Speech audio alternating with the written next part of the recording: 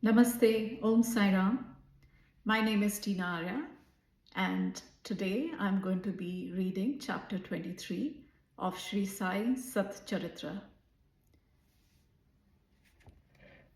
In reality, this jiva or human soul transcends the three qualities, that is sattva, rajas, and tamas, but being deluded by maya, he forgets his nature, which is pure consciousness, knowledge, bliss, and thinks that he is the doer, thus entangles himself in endless miseries, and does not know the way of deliverance. The only way of deliverance is the loving devotion towards the Guru's feet.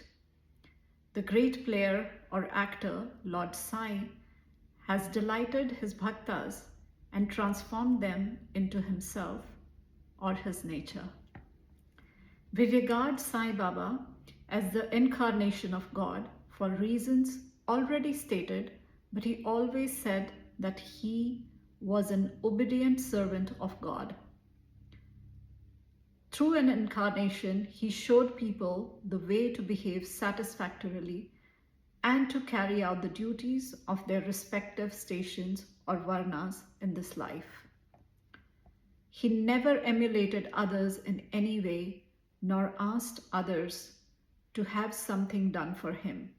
For him, who saw the God in all movable and immovable things of this world, humility was the virtue. None he disregarded or disrespected. For he saw Narayan in all beings. He never said, I am God. But that he was a humble servant, and he always remembered him and always uttered, Allah Malik. God is the sole proprietor or owner. We do not know the various kinds of saints, how they behave, what they do, etc. We only know that by God's grace, they manifest themselves in this world to liberate the ignorant and bound souls. If there be any store of merits in our account, we get a desire or interest in listening to the stories and leelas of the saints, otherwise not. Let us now turn to the main stories of this chapter. Yoga and Onion. Once it so happened that a sadhak of yoga came to Shirdi with Nana Sahib Chandorkar. He had studied all the works on yoga, including the Yoga Sutras of Patanjali, but had no practical experience. He could not concentrate his mind and attain samadhi even for a short time. He thought that if Sai Baba will be pleased with him, he will show him the way to attain samadhi for a longer time. With this object in view, he came to Shirdi and then he went to Masjid. He saw Sai Baba eating chapati with onion. On seeing this, a thought crossed his mind. How can this man eating stale bread with raw onion solve my difficulties and help me? Sai Baba read his mind and said to Nana Sahib, O Nana, he who has the power to digest onion should eat it and none else. Hearing this remark, the yogi was wonderstruck and he fell at Baba's feet with complete surrender. With pure and open mind, he asked his difficulties and got their solution from Baba. Thus, being satisfied and happy, he left Shirdi with Baba's udi and blessings. Shama cured of snake bite. Before Himat Pant begins the story, he says about the jiva that it can be very well compared with a parrot, and that they both are bound, the one in the body and the other in a cage. Both think that their present bound state is good for them. It is only when a helper, that is Guru, comes and by God's grace opens their eyes and liberates them from their bondage, that their eyes are opened to a greater and larger life, compared to which their former bound and limited life is nothing. In the last chapter, it was shown how Baba anticipated the calamity that was to befall on Mr. Mirkar and rescued him from it. Now let the readers hear a story more interesting than this. Once Shama was bitten by a poisonous snake. His little finger was bitten and the poison began to spread in the body. The pain was also severe and Shama thought that he would pass away soon. His friends wanted to take him to God Vithoba, where such cases were often sent, but Shama ran to the masjid to his Vithoba, Sai Baba. When Baba saw him, he began to scold and abuse. He got enraged and said, "O vile priest, do not climb up. Beware if you do so." And then roared, "Go, get away, come down." Seeing Baba thus, red with wrath, Shama was greatly puzzled and disappointed. He thought that the masjid was his home and Sai Baba his sole refuge. But if he was driven away like this, where should he go? He lost all hopes of life and kept silent. After a while, when Baba became normal and calm, Shama went up and sat near him. Then Baba said to him, "Don't be afraid. Don't care a jot or a small amount. The merciful fakir will save you. Go and sit quiet at home. Don't go out.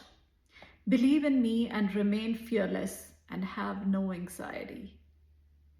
Then he was sent home. Immediately afterwards, Baba sent Tatya Patil and Kaka Sahib Dikshit to him with instructions to the effect that he should eat what he liked, should move around in the house, but should in no case lie down and sleep. Needless to say that these instructions were acted upon and Shama got all right in a short time. The only thing to be remembered in this connection is this: the words of Baba, or the 5 syllables mantra, that is go, get away, come down, were not addressed to Shama, as it apparently looked, but they were a direct order to the snake and its poison not to rise up and circulate through Shama's body.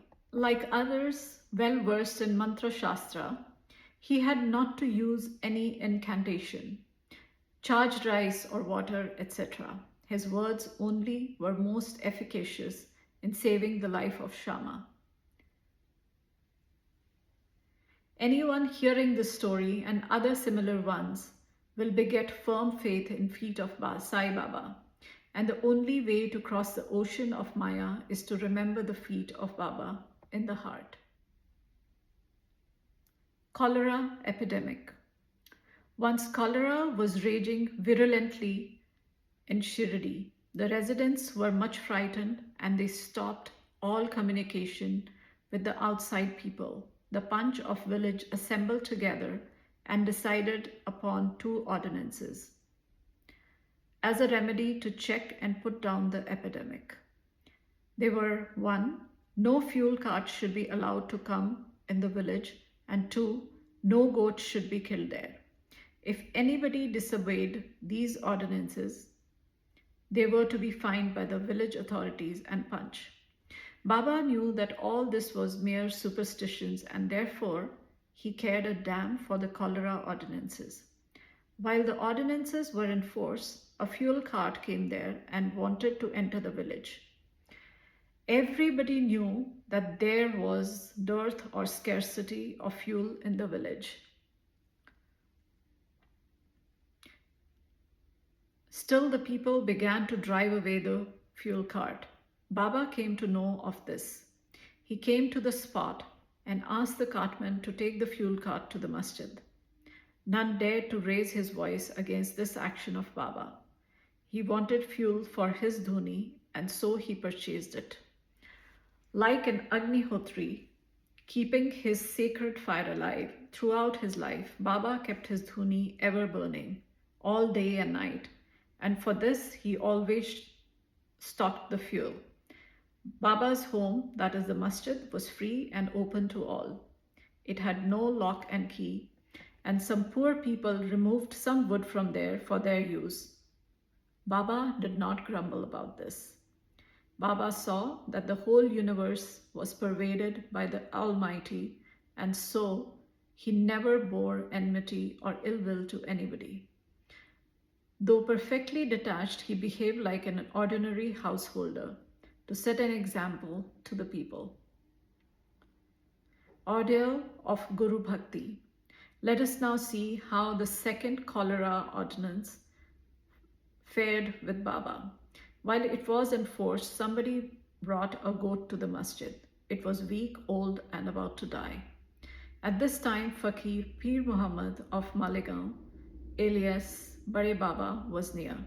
Sai Baba asked him to behead it with one stroke and offer it as an oblation.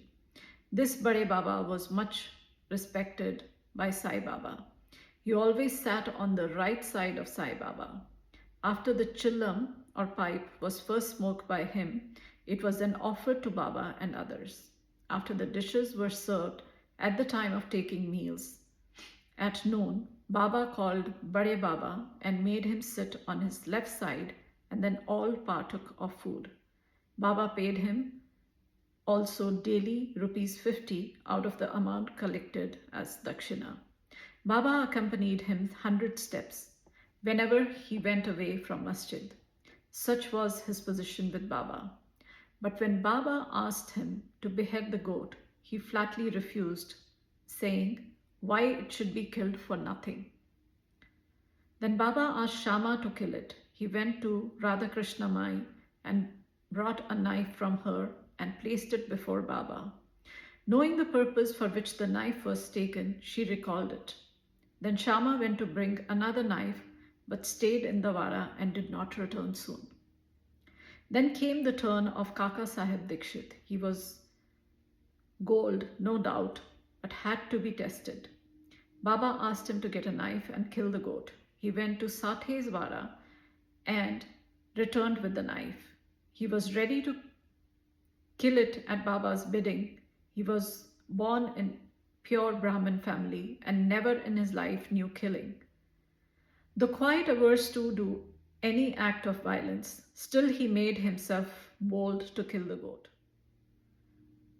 All the people wondered to see that while Bade Baba, a Mohammedan, was unwilling to kill it, but this Brahmin was making preparations to do so. He tightened his dhotar and with a semicircular motion raised his hand with the knife and looked at Baba for the final signal. Baba said, "What are you thinking of? Go on, strike."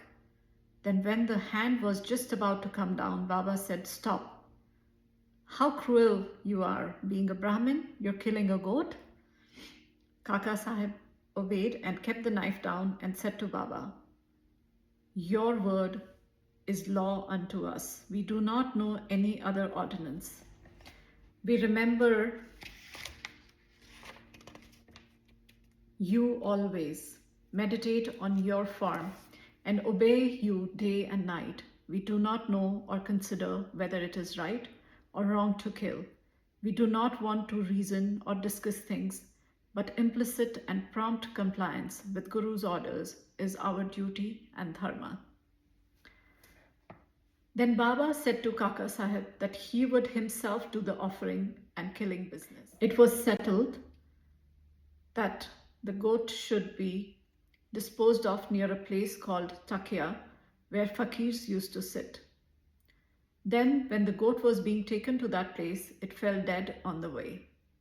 Hemad Pant closes the chapter with a classification of disciples. He says that they are of three kinds. 1. First or best. 2. Average. And 3rd or ordinary. The best kind of disciples are those who guess what their gurus want and immediately carry it out and serve them without waiting for an order for them. The average disciples are those who carry out the orders of their masters to a letter without any delay. And the third kind of disciples are those who go on postponing the carrying out of their orders and make mistakes at every step.